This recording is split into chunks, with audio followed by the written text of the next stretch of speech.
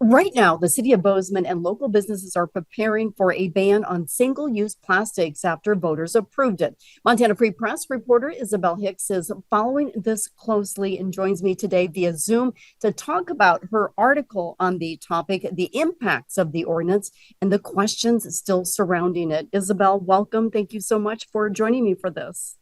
Thanks for having me. Well, first, run through the ordinance. What does it call for?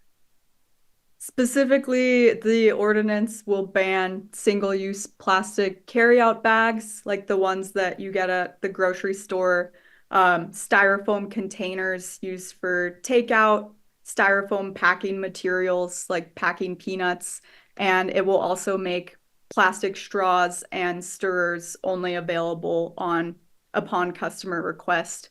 I think important to mention there are a few things that are not impacted by the ordinance. Non-handled plastic bags that are used to protect items from contamination, like plastic bags for fruit and vegetables, wrapping like meat and fish and frozen foods won't be banned. It won't ban, trash bags that are sold in packages.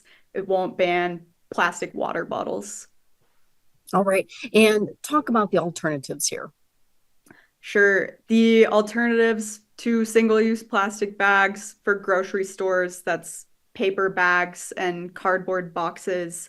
And then for retail establishments, um, compostable food containers and compostable cutlery. We'll probably start seeing a lot more of those in Bozeman. And do you see this making its way to the legislature, lawmakers taking this up?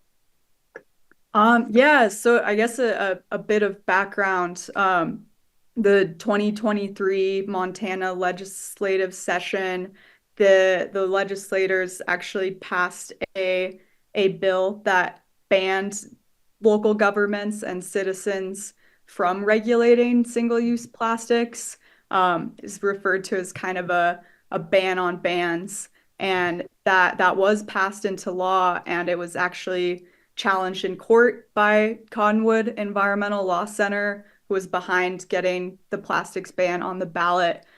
So that law, we know where the Montana legislature has stood on this in the past, but that law that they had passed to try and make sure cities couldn't regulate plastics was ultimately found unconstitutional in court. So could it circle back again with this happening? I think it's unclear at this point. Sure. Um, I think it was found unconstitutional in district court, and there, I believe, is still a case in front of the state Supreme Court. So still waiting on what could happen with that. Yeah, we'll see. It's all very interesting for sure. Do you see this movement catching on in other cities in Montana? Yeah, I do. Organizers in Missoula were gathering signatures to get their own version of this on the ballot as well.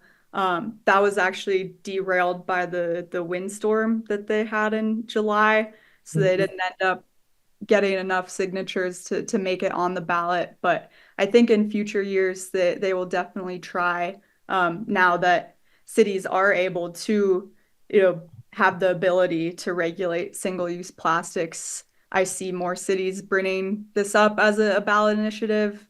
Maybe it will pass in some, maybe it won't, but yeah, it's really up to the voters to decide.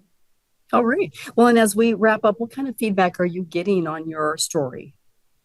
Yeah, I've just been really listening to people's thoughts on the plastics ban.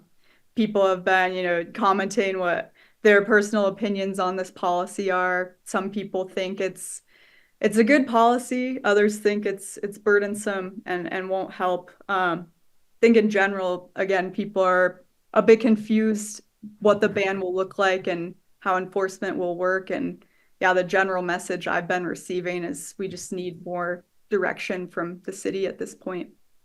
All right. Well, Isabel, is there anything else that you'd like to share? I think we about covered it. Thank All you. right. Thank you. And we'll continue to follow your coverage on this, and it'll be interesting to see what happens come May 1st. All right. Definitely.